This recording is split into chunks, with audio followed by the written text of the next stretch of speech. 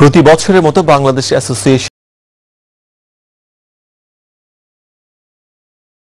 ফ্রান্সের তুলুজ শহরে প্রতিবারের ন্যায় বাংলাদেশ কমিউনিটি অ্যাসোসিয়েশন তুলুজের উদ্যোগে সম্পন্ন হয়েছে ঈদ পরবর্তী মিলন মেলা ও সাংস্কৃতিক অনুষ্ঠান।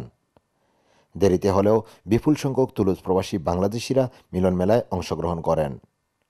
বাঙালিয়ানা খাবারের সাথে ঈদ স্পেশাল ফিরনি সেমাইয়ের আয়োজন করা হয় আয়োজকদের উদ্যোগে। মিলন মেলায় আগত প্রবাসীরা এরকম আয়োজনে শুধু খুশি না, তারা প্রশংসাও করেছে আয়োজকদের।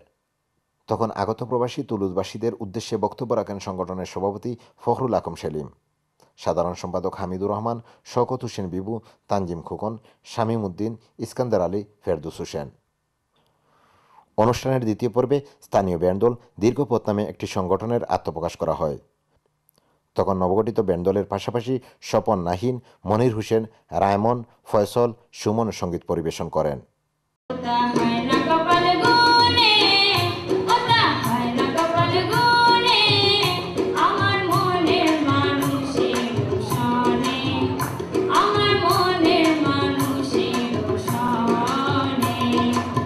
সম্পূর্ণ অনুষ্ঠানটি পরিচালনা করেন সুজন ও বিপ্লব। ফ্রান্সের তুলুজ থেকে Nurul Wahid, channel S news.